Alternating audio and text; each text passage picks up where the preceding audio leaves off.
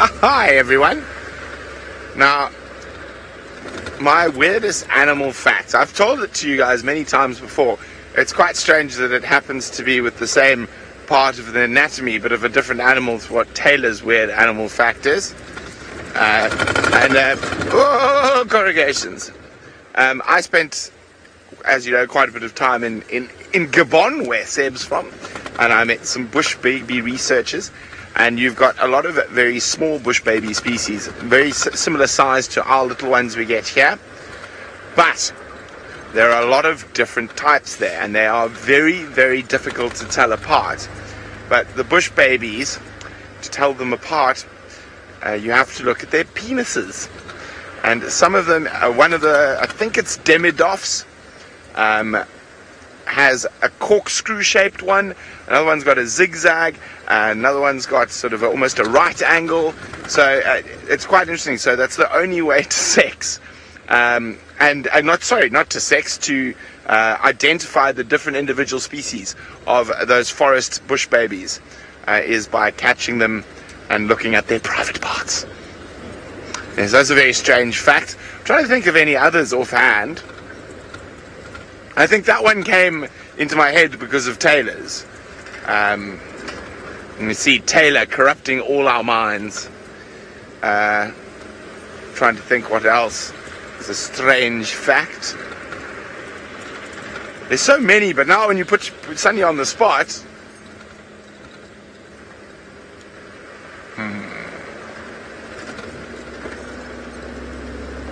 Let's try. I've gone blank. I'll think of one when I stop thinking about it. So we've now almost done the whole of the western boundary, and unfortunately we've had no tracks.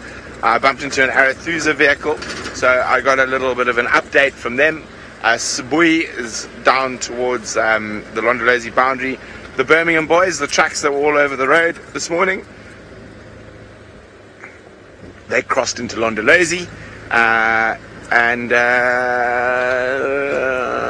Hukamuri was last seen somewhere in central Arethusa, but that was 2 days ago, so he could pop up anywhere. So that's the updates I got from that side of the world.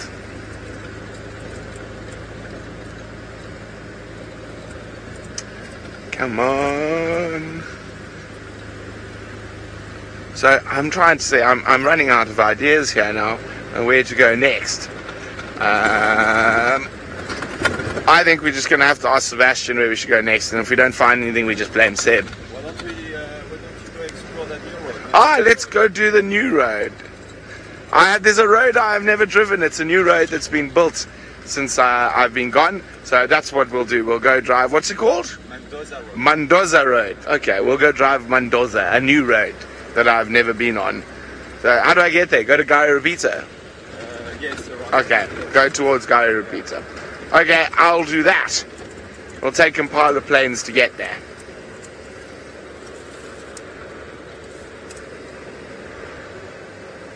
Okay, so we're going to skedaddle towards the new road to Mendoza. While we do that, Taylor is enjoying some late afternoon light over the water. What's your luck?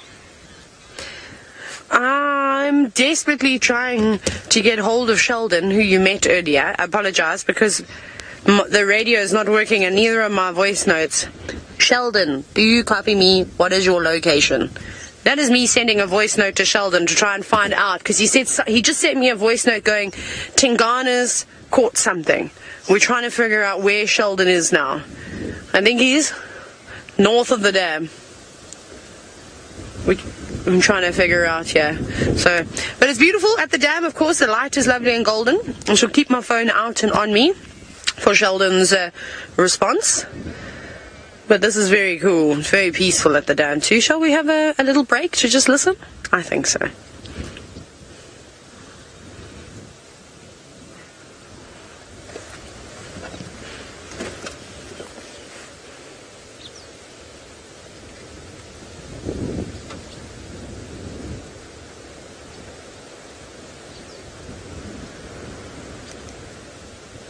Isn't that lovely? The wind, and now you're going to see the colors changing because the light. Oh, there's elephants, Craig. Look, down on the other side of the dam. I think it's going to be too far away. Let's race. Hold on, everybody. Craig, do you have your seatbelt on? What?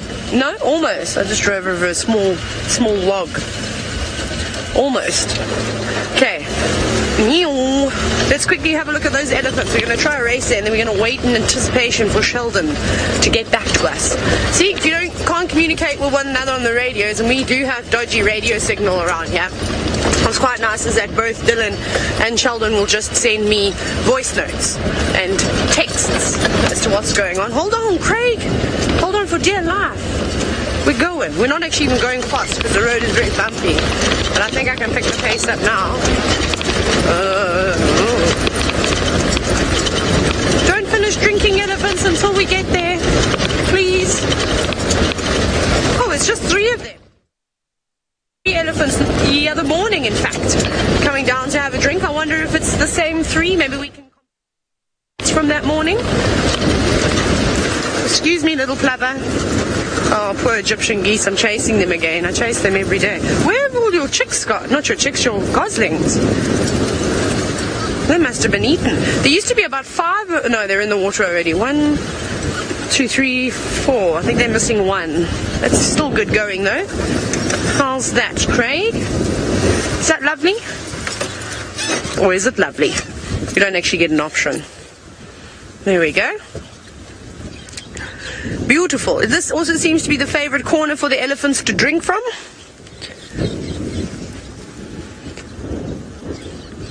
Oh, wow. I'm glad that the sun poked its head out just for a little while.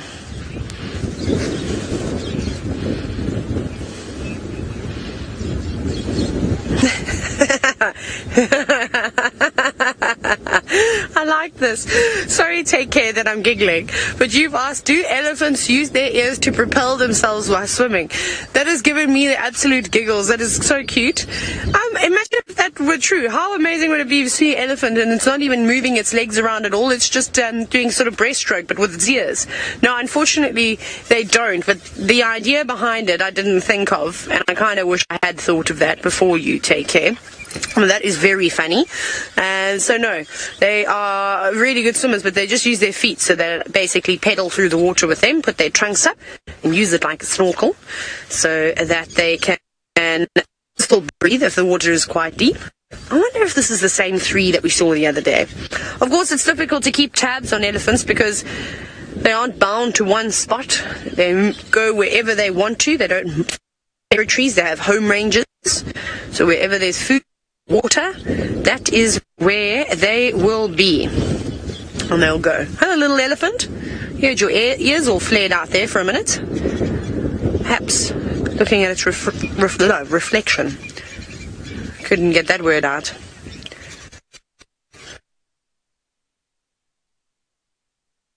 They're being rude to us. Little leopard. If you go across to Steve until I can figure out what's going on. Thanks, Taylor McGreenface. Sorry about the gremlins, leprechauns interfering with the system there, folks.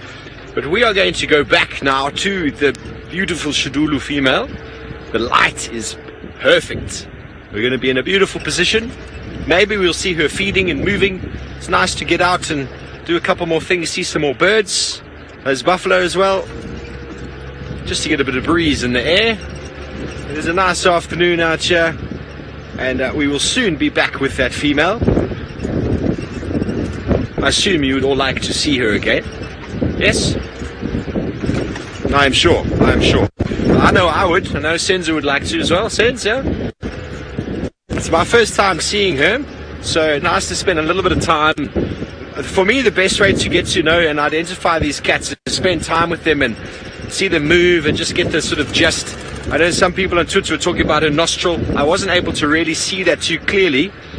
So I'm going to spend time now. Hopefully she shows us her face a little bit more. There's no more of this sort of hiding on the branch sort of thing. And then we can get the spot pattern quite clearly and then have a look at those little idiosyncrasies, which most of you out there are very familiar with. I'm taking my time to learn.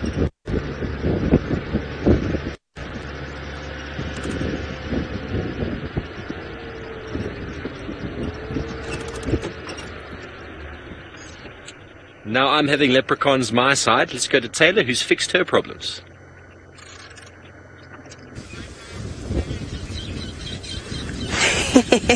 I feel like you got here just in time. How great was that to catch that elephant throwing some water over its back?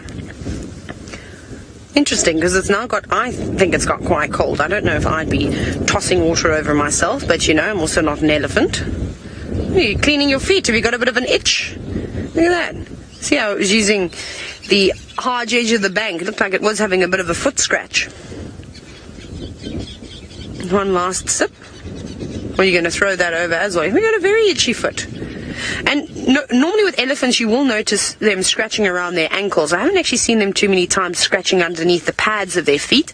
They're quite tough, and I would imagine sort of not calloused, but, you know, I was looking at an elephant carcass actually 2 days ago, and it had been devoured, and we were looking at the skin and couldn't believe how thick the elephant skin really was, and looking at what their tread looks like underneath their feet. It's very, very tough. I don't know how, I mean, we know they've got nerve endings and things like that, that they pick up vibrations when they are communicating via infrasounds, but what would be able to bite an elephant? You see there? What are you using now? Something's definitely bothering it underneath its foot there. Maybe a little thorn or something's got stuck in between this sort of treading. You know, because it's only 4x4 tread under there. No tyres can match up to the pads of an elephant's foot. All-terrain tyres is what they've got on. But what I was going to say is that normally you see them scratching their ankles, and there are a lot of blood vessels around there. So you do find parasites hanging about. They'll often give them a bit of a scratch. Off they go. Back the way they came, into the thicket, into the sunset, in fact. Lovely. Now, I'm going to reposition the vehicle very quickly because we've got some guinea fowl just to the left of us. Make sure there's no logs. The elephants have deposited many logs around here. Logs that could break the car if I weren't careful about the way that I drive. Run, guinea fowl, run. I wonder if they're going to take off and head up into this... What is it? It looks like a leadwood tree that the buffalo weavers have made their nests in. I think they're going to get ready. Let's see. Are we going to go 3, 2, 1? Take off? No? Not yet. See, they're all huddling up. Oh, there's a huge group coming in. Oh, there's some little ones too. I haven't seen a little guinea fowl. We only saw some small ones in the Mara. Those are probably a few weeks old. In that sort of awkward stage, and I'm having a bit of a fight. This is always funny to watch. Guinea fowls, the way that they hop. Oh, Craig, to the left, there's some that are actually fighting. Look at that.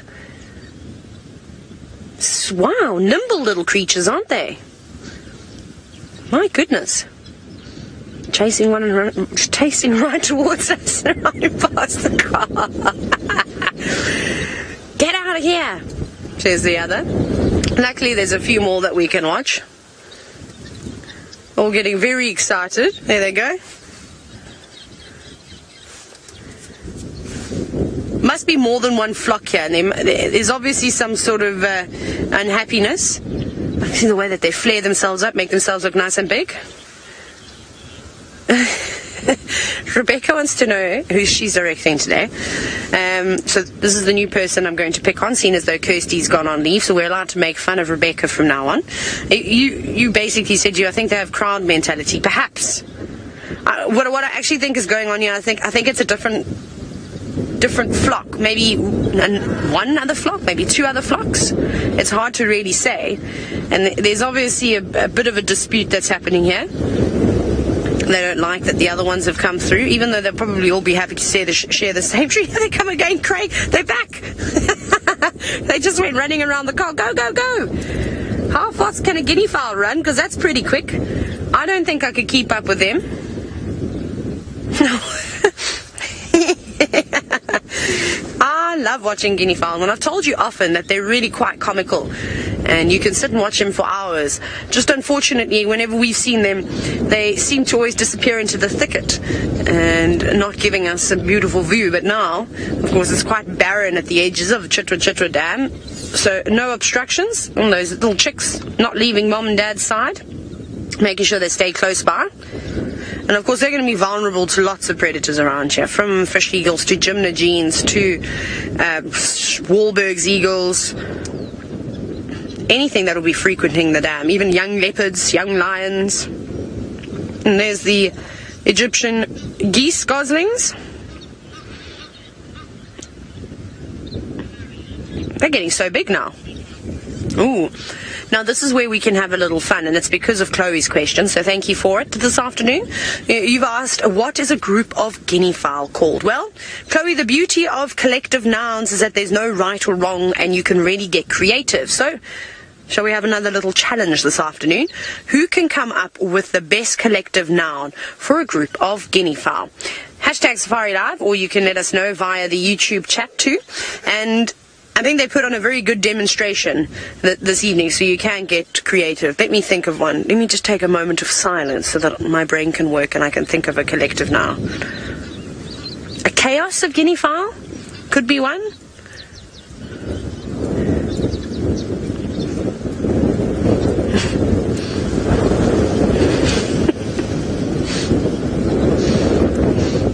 They all seem to be struggling to walk in the wind. Having one last preen of their feathers before they lift off up into the tree. They are getting ready. They're uncertain. As soon as one goes, they all follow in suit. They are very much like sheep. So I suppose, yes, Bex, crowd mentality is definitely something you can observe here with a guinea fowl.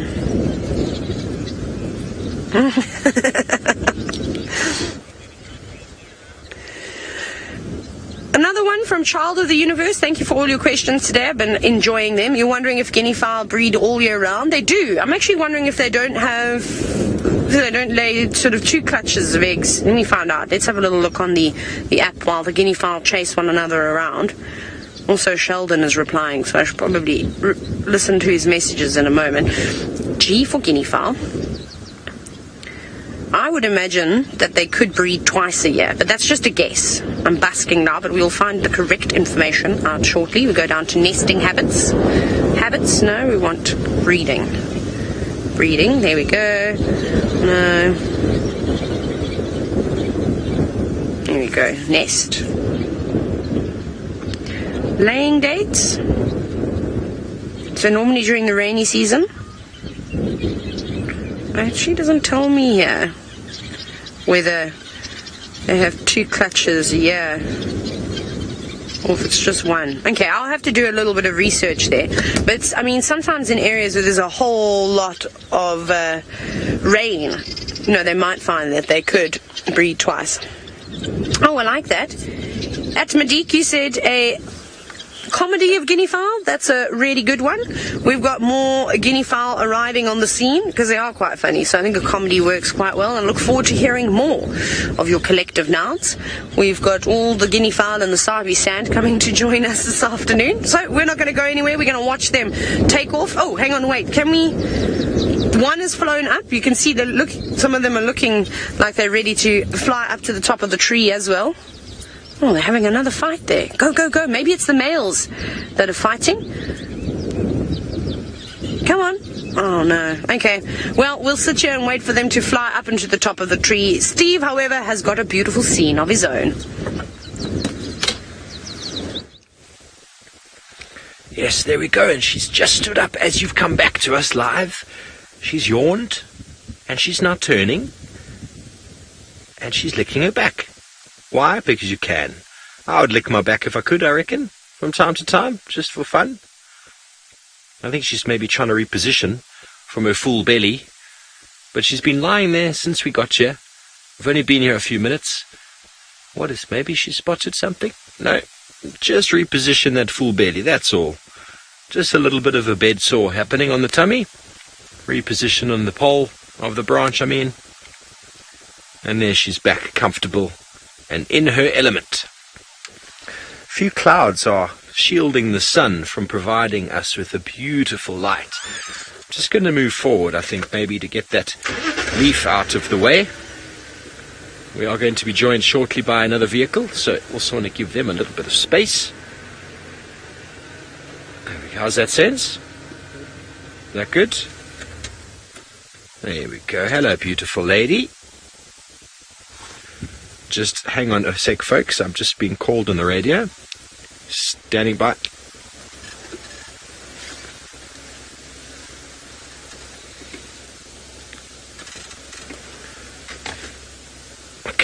going to move forward a little bit more, Senzi. We've got a vehicle coming in behind us. Tell me if you still got a good look when I move forward here. Is that still alright? Yeah. Okay.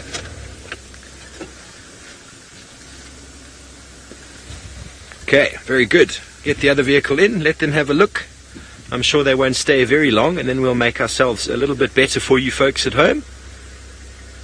Isn't she a glorious, glorious leopard? Let's have a look at the spot patterns, hey? Got a whole lot of spots on the right-hand side there. 1, 2, 3, 4, 5. 5 and a 1, it seems. Or is that 5 and a 4? Very interesting. That is quite a unique spot pattern, I think.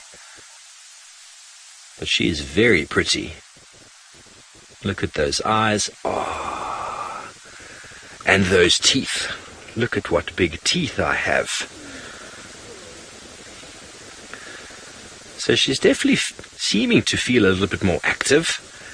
Maybe she'll go back to that duiker soon and have a little feed. I'm just going to check to see if this other vehicle's got a good view. Everything good? Yeah. They seem to be fine. It's what's so nice when a leopard does sit up in the tree like this. You don't have to go too close. We're about 40 yards or so away from the tree, and which benefits us quite nicely because we've got the roof on. If she was in the tree and we were underneath it, we wouldn't be able to actually see her. So marvelous that she's posing for us like that.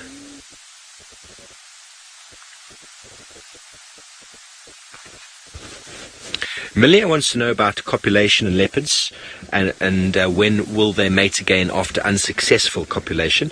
So leopards will cycle. Sorry, Sens, I'm just trying to take my foot off the brake. Leopards will copulate every month, or they will come into cycle every month if they do not fall pregnant. So if one mating session is unsuccessful, then she'll go out of heat for a brief period of time, and then she'll come in again within a month. And that'll happen again and again and again until she is successfully fertilized. And it's very similar with lions as well. And that allows for there to be a little bit of uncertainty in the males, so they're not too sure who the father is. And in cats, especially the large cats, they have what is called induced ovulation, which means they need to mate repeatedly to cause the ovulation to actually happen. Okay, well, we're going to stay here with this cat, maybe get another view for you at some stage, but let's go to Taylor, who's still got a very excitable bunch of guinea fowl.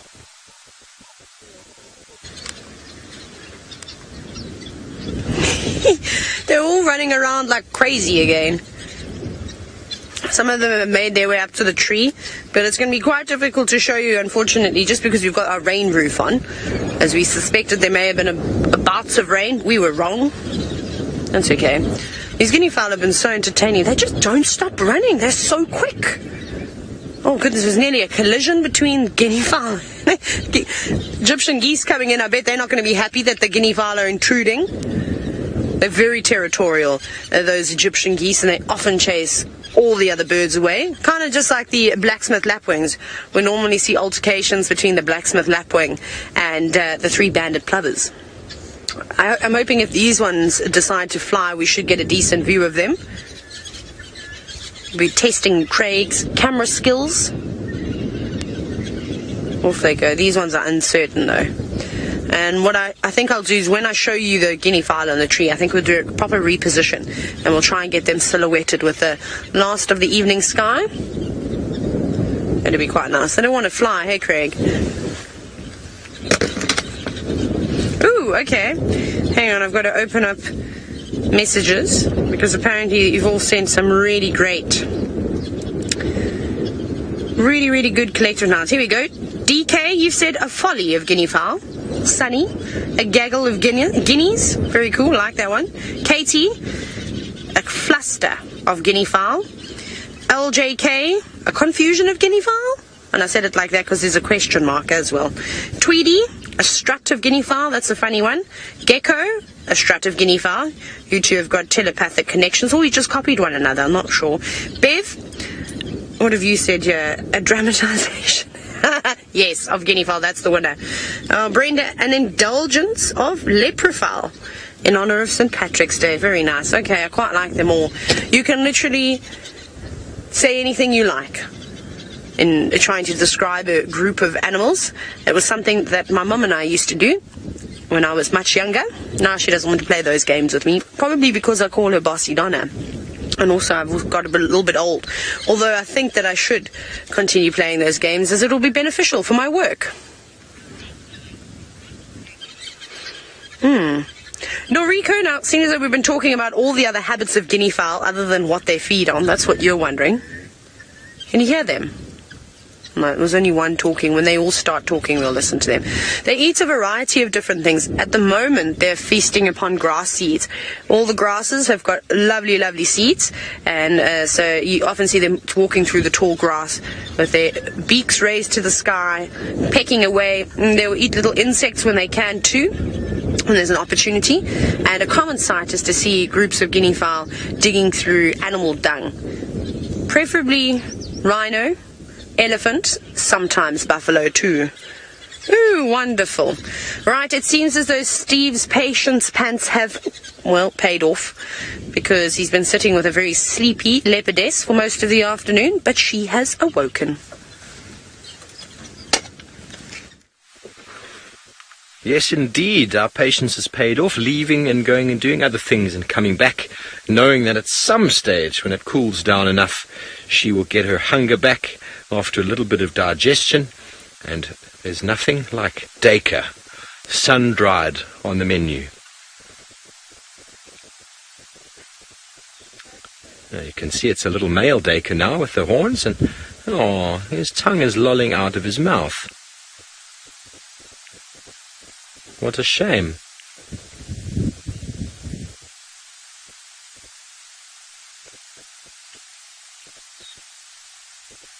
But she's done rather well to secure it up there in the branches. This is kind of the point when it starts getting to when leopards feed, where they often drop the carcass because of obviously ripping at the meat. There she's using the carnassial shear, the side cutting teeth, characteristic of all carnivores, using it to cut through the sinew, possibly some of the small bones, enabling them to really get in there and feed on a huge portion of an animal. She doesn't seem too hungry. She's just a little bit peckish after her afternoon slumber. What piece do you want? What piece do I feel like? I don't think she's too sure, to be honest. I mean, she's just bored of sitting in the tree. I think that's it. She's bored eating. That's what's happened. There we go. That's much better. See how she puts her foot on it to hold it in place as she rips. That's a much better technique. It's often with young leopards you'll see them doing things like she was doing before, not standing on it. And so basically trying to pull it with her teeth and then dislodging it every time. And then the potential of it to fall on the ground is very real. And many times I've seen leopards up a tree with a hyena just waiting at the bottom to steal what falls down. The opportunistic hyena.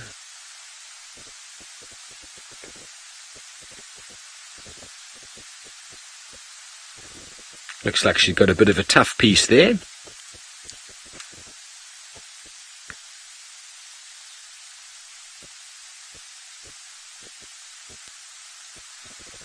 But marvellous to see her up and doing something.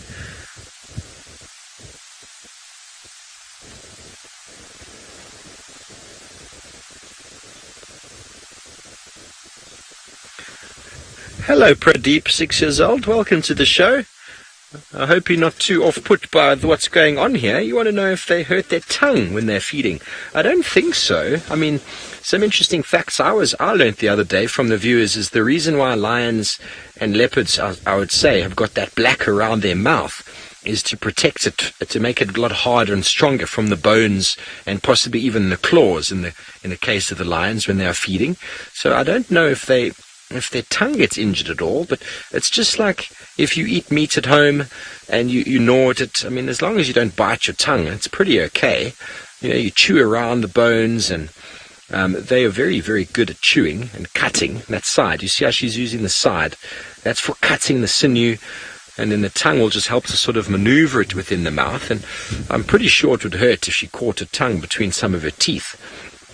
But we all do it from time to time. It's not a very pleasant feeling.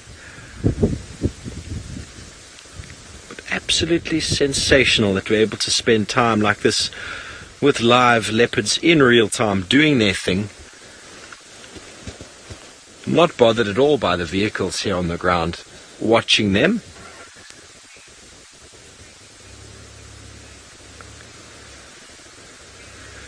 Sue, I can if I really listen closely, but, you know, only when she's crunching, obviously, but it's a little bit windy, and she's a little bit far away, but, yeah, I can hear it. It's obviously not as loud as it would be if we were a little bit closer, or if the wind died down. I don't know if any of you folks can hear it on the ambient there. Yeah, oh, there she drops a piece. She looks down forlornly at it.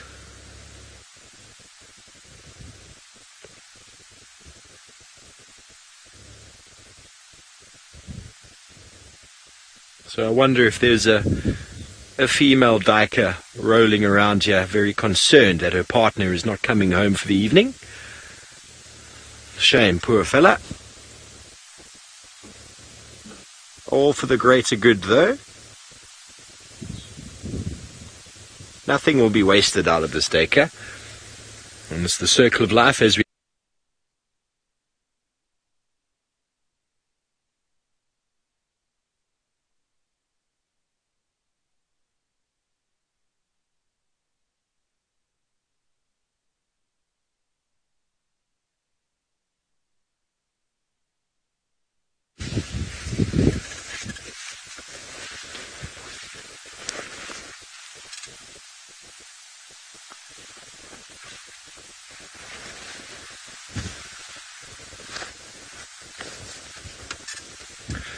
Okay, folks, so you're back with us. I apologize for us losing you there, or us going offline very briefly. Not sure what is happening on this St. Patrick's Day, but we are still with the Xidulu female. She is still up the tree, and she is still feeding. You haven't missed much, apart from the fact that she just dropped a very small morsel of food.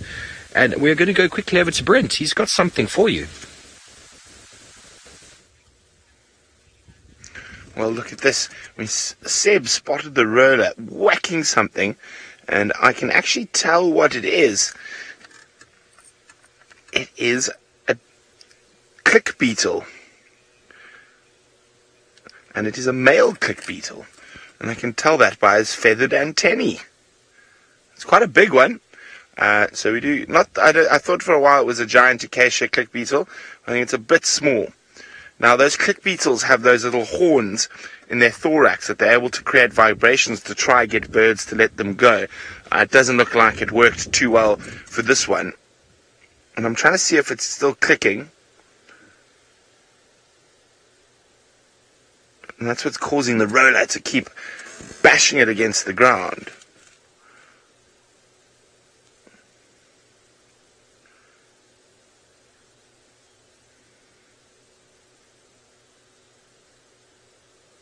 Has he stopped? No.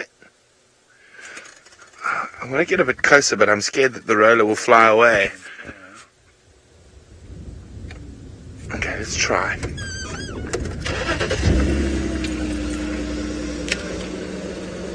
Well, just to give it a little go. Hoppa.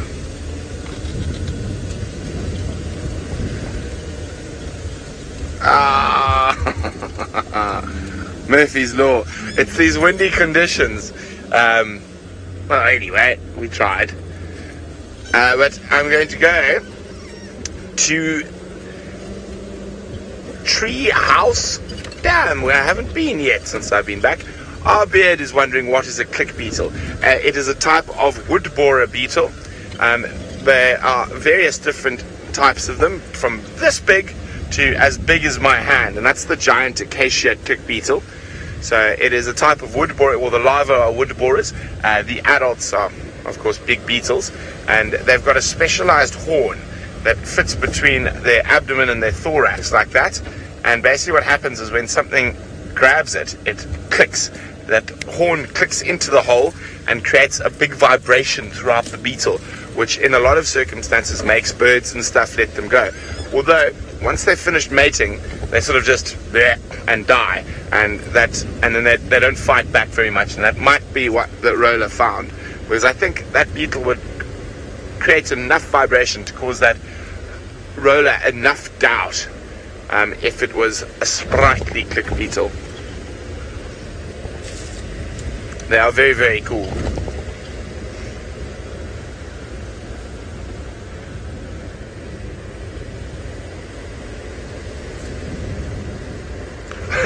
It sounds like Taylor's new best friends, the guinea fowls, are still up to their antics.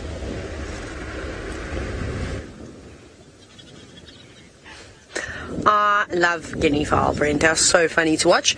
Now, there are a couple of them that are, well, up and down, quite literally. Some of them flapping their wings like they're ready to take off to the top of the tree. But they keep taunting us. And, of course, they won't do it while we're live because, don't be silly. They're all running around. But it's such a stunning spot over here. I can't tell you how beautiful it is to have this tree silhouetted. And there you can see some of the guinea fowls have taken their perch for the evening, where they will remain, unless, I suppose, a big thunderstorm comes through. Then they might move. I don't think sitting out in the open like that would be too good. Isn't that very, very pretty? There we go! Yay! A mass liftoff. It wasn't quite a mass liftoff. That was a bit dramatic. There were two. They took off and went into the tree. The others are still unsure, running around chasing one another. It's so cool, though. I could spend the whole day at this dam. It's beautiful. And that's a guinea fowl that you can hear calling. Very pretty indeed. I think we may leave these guinea fowl. You see, look, there's one indecisive one that's just come back down out of the tree now. Another one. So just as quick as they go up. And they're off again. It's like a horse race, but with guinea fowl, the way that they're chasing one another. Goodness gracious. Okay, thank you, guinea fowl, for putting on a show. You've definitely been the stars. Oh, they're having a fight in the top of the tree. Luckily they can fly. Oh, still going at it.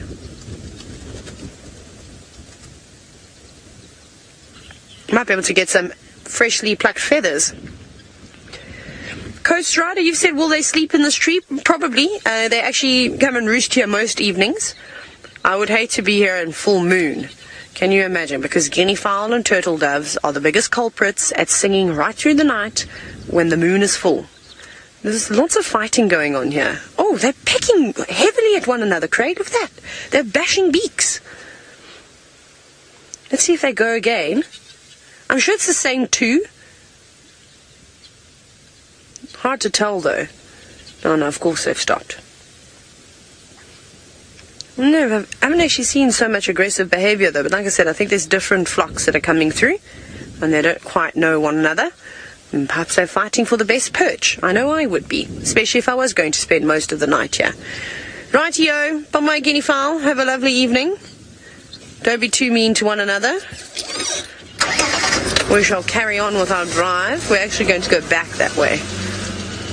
And then we'll go up. I don't know where Tangana is. Sheldon says he got off on foot because he saw a couple of vultures.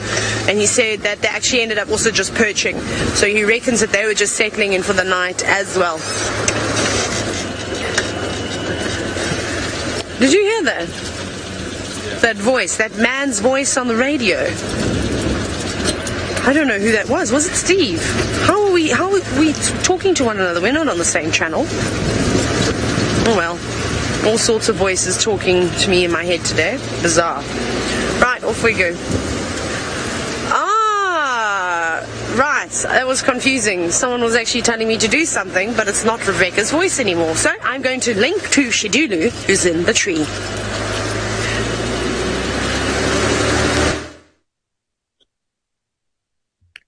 I have absolutely no idea what is happening on Taylor McCurdy's side. I think the green paint is seeping into her blood and is causing her to go mad. That seems to be the obvious answer to whatever's going on the other side, but you folks are seeing it firsthand. I'm only getting second-hand information in my ear. We're still with the Xidulu female. We've been joined by one of the other landowners who's watching this as well, taking their wonderful photos. This is one of the advantages of being out here, getting to see these magical scenes unfold.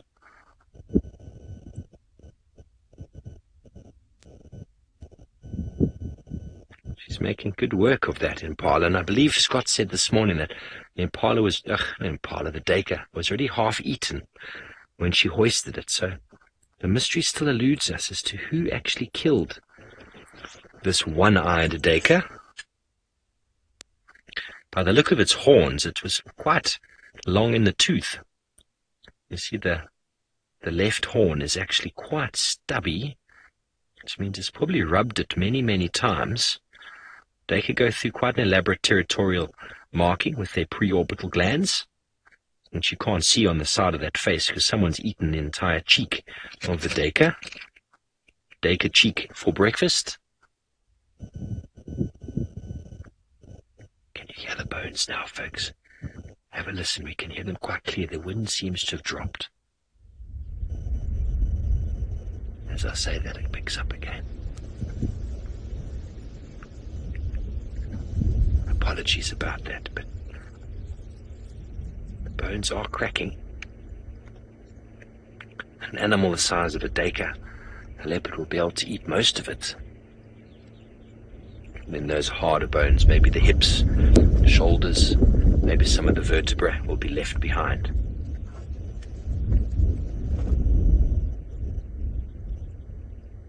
But the ideal prey species for a female leopard is a duiker because of enough meat on there to keep her going for at least a day or two, and it's also quite a light animal, enabling it to hoist it all the way up the tree. The problem with the larger prey, in the case with Tamba the other day, if you remember him apparently killing that female kudu, impossible to cache that up the tree. Just gave those hyenas a marvelously free meal, which we were very fortunate to come and watch after hours. Yeah, if you listen now, the bones are crunching nicely. The wind has dipped a little bit again.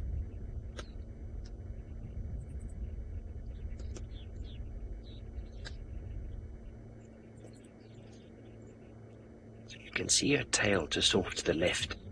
It's helping to balance very nicely up here in the tree. I think her belly is probably too full for her to lie down properly and feed. She's keeping all her weight on her front paws so that she can hold the duiker in place. There we go. You hear that crunching.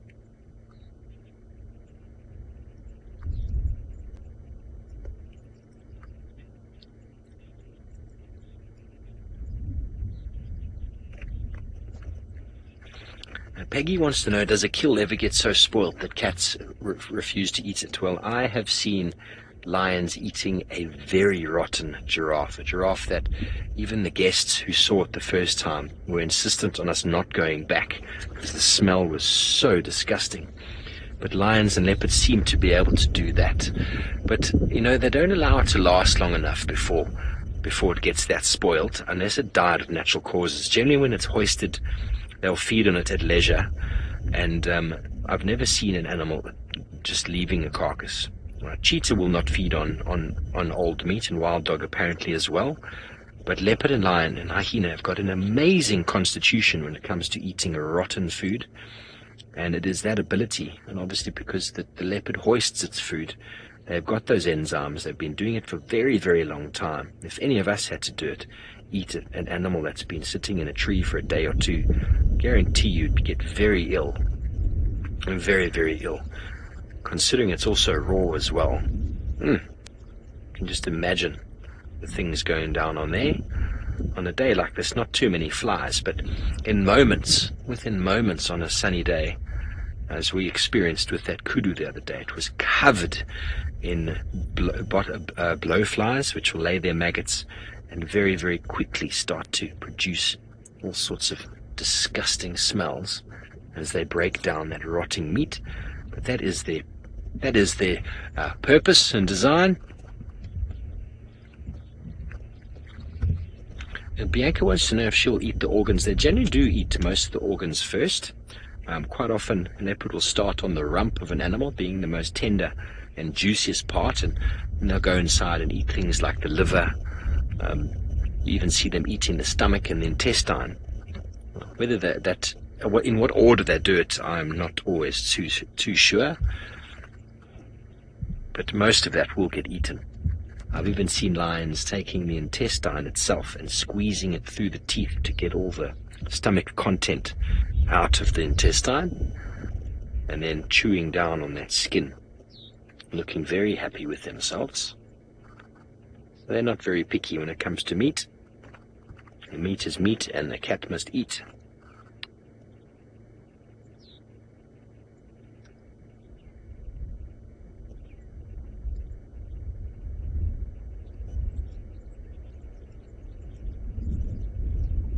So I wonder if the viewers out there can answer for me when last this female was seen on Djuma, because I don't know, and Scott has left today and Tristan's not here, so I don't know who would actually know the answer to that.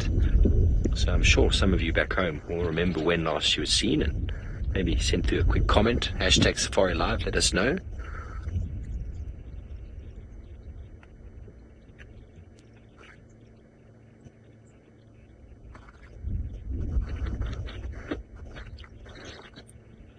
Well, folks, we're going to stay here with this female probably till the end of the show, but while we do that, let's go over to Brent and see what he is doing with his last 15 minutes.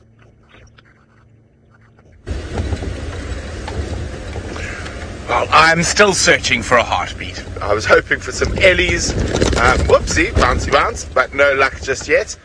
But I did think of a few other weird facts. And I actually should have picked up on them a bit earlier. Seb mentioned, because I spoke about the animals that were able to break down the hydrogen cyanide, and then I spoke about some of the forest duikers, Negrofonts, black-fronted duiker, Lugacasta is Olgabee's duiker, and I'm trying to think. There's a few more. Yellowback duiker. They all eat millipedes, and not only do they eat millipedes, but there are duiker species that will hunt ground birds like francolin and guinea fowl in the forest and eat them, as well as eating ground nesting birds' eggs. So it's quite a few duiker species, including the duiker we see here, have been recorded hunting birds and eating birds' eggs.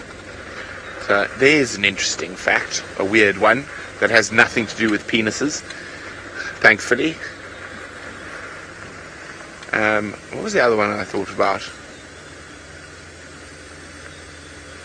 No, I've gone blank again. No, man. I've gone complete. Can you remember, Seb? Wasn't it we were talking about insects? No.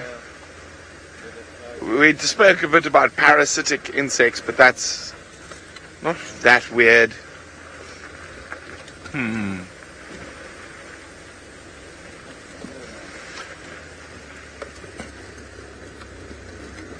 I know what the weirdest animal fact is.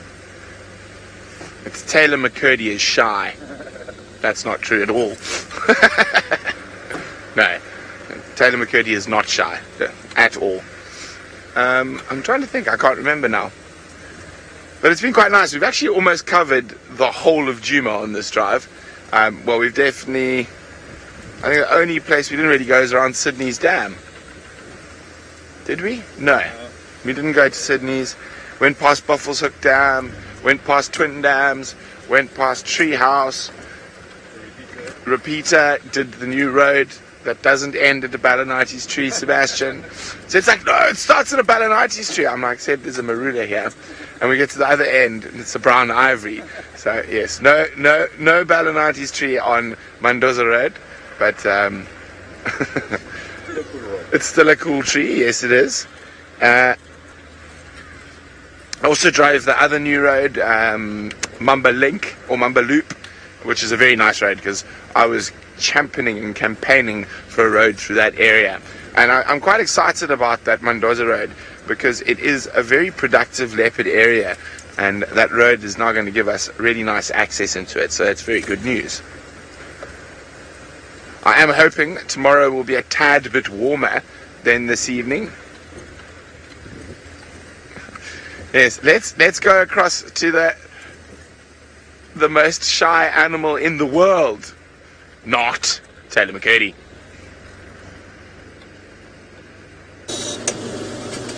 I'm brushing my ponytail now because it's very knotty. I should have made a hairbrush. Hey, so there we go. Now you can see how it's so lovely and luscious. It's because of a good old hairbrush. Okay, I'm being silly now. We're going home. Good night, everybody. Thanks for a great show. No, I'm joking. It's not finished either. So we've just actually popped onto Shibamu now, because I'm still looking for my community nest spiders to see where they've moved to. They used to be along here, but they've long since disappeared. And I don't know, Brent is doing all sorts of things today. It's like he's lost his mind a little bit. Me shy? Never. Not even from people I don't know. I always make people feel awkward because I'm just how you see me is how I am in real life as well, because you know this is not real life. Anyways, so crazy all the time. It was quite interesting to see everybody, all the newbies at camp, looking at my face. I think they all thought I was, sorry everybody, there seems to be a problem. So I'm going to send you to Steve.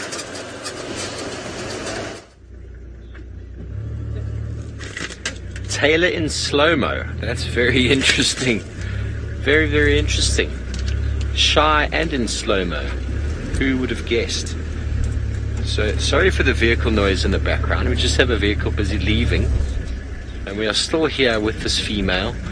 Looks like the dacre is eminently about to fall from her grasp, as she is holding on with one claw, it seems.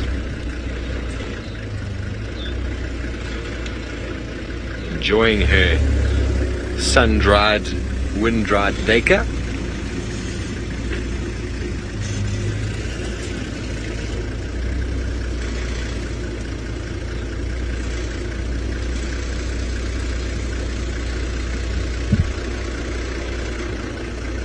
I do apologize about the vehicle noise, folks.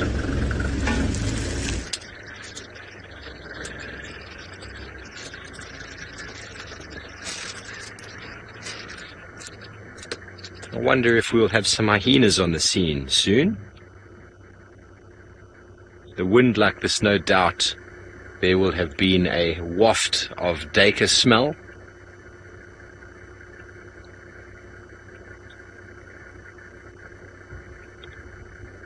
Can you hear the crunching now? Or is it just the vehicle that has still not moved off? Have a look at that beautiful face. Looks like something out of a cyborg movie. The whole right-hand side of the face is completely gone.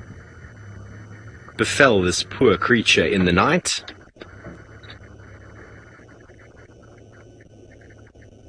You'll notice that I'm using a spotlight now, just to help to brighten up the image. It's not bothering the leopard. It's made its kill.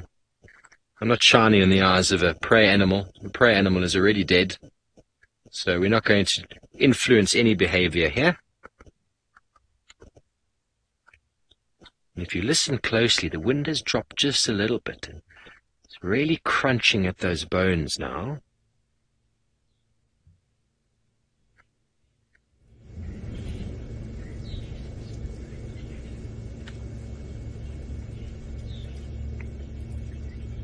Apologies about that, folks. You're only getting wind.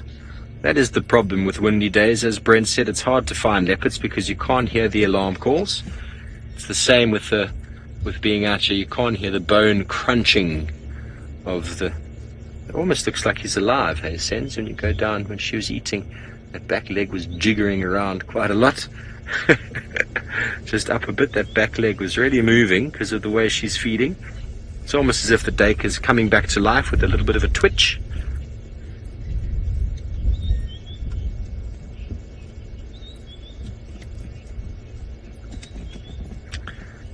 Chatty Cathy, I don't know specifically how leopards will always feed. I do know cheetah and leopard like to start feeding on the rump.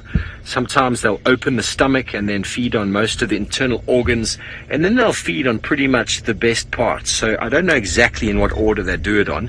Sometimes you find some animals will eat the face first. Why they do that is beyond me, but it's not a species-specific thing. You get different leopards, different cheetahs with a preference and how they like to feed. I mean, someone's eaten the neck and the face of this duiker. Whether it was like that when this leopard found it, I don't know. But quite often you find them starting with the rump or with the stomach. And then from there on, it seems to be however the animal might be purchased on the tree. Okay, well, we're going to stay here for the remainder of the drive. Let's go back over to Brent for one more factoid before he closes down. Well, welcome back. We just noticed that there is a huge amount of animals. We've been searching for them everywhere, and they were back at camp. Impala, wildebeest, and nyala, all out on quarantine as it's getting darker. Now, Brenda had a splendid factoid. Elise. Brenda had a splendid factoid for us about the blue whales. Oh, no, sorry. And most elephants weigh less than a blue whale's tongue. That is a particularly impressive feat. I, for a moment, when Rebecca started reading, thought we had gone down the gutter again and the elephants were going to go weigh less than something else that belongs to a blue whale. But fortunately, we kept it clean. But anyway, nice to see the wildies back on quarantine and amongst the impala and inyala. I got Rebecca's teacher voice there going, Brent Leo Smith, in my ear. Yes, I'm used to that voice when I was in school. Trouble a lot of the time. Here we go. So I'm hoping that my big cat luck changes in the morning, and it's going to be on foot, so I'm quite excited to go for a stroll in the Leopard tomorrow with my good friend Herbie. It'll be very exciting. So we'll see what wonders tomorrow. Oh, nice silhouette, Seb. The nyala. It's going to pop into a really nice silhouette shortly. He's gone behind the dark. There we go. There we go. Lovely silhouette of the nyala's horns. I know. Put your head up. You're not supposed to hide in the dark stuff. Silly thing. Wind still blowing quite heavily, so probably a good night if you're lions or leopards. I just had a chat to Abel, and he said there's a chance that the Nkuhumas might be coming from Torchwood back to Djuma around Cheetah Cut Line tomorrow, so that's always something to look forward to. But we're going to have to wait to see what wonders the morrow brings. In the meantime, let's not keep you away from that gorgeous leopard. Yes, thanks very much, Brent. Wouldn't that be marvellous if the Nkuhumas come back? But I've been listening on the radio, and there seems to be talk of them moving quite far, sort of east from here, because of those sub-adult males that came in yesterday. Were causing all sorts of havoc in their calling, but they seem to have followed the buffalo herds north. So maybe their calling in the north will cause the Nkuhumas to come back into their normal area. We're still with this female, and she has not stopped feeding since you were last with us.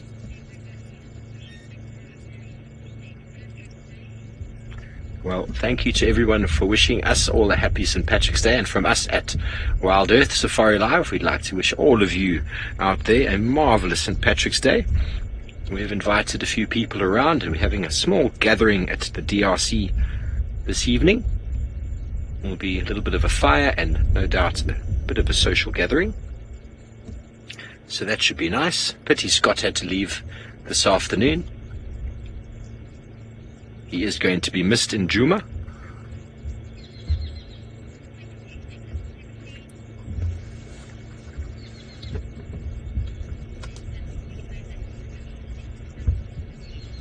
So, just so that all of you might have some confusion, Scott has just gone up to Kenya to start filming some non-live stuff for when we get active again for the migration. So he's still with the team, still a very active part of the team, and I think he's only going up there for a month to replace James, who's going on leave, and then will be replaced by Jamie when she goes back up there.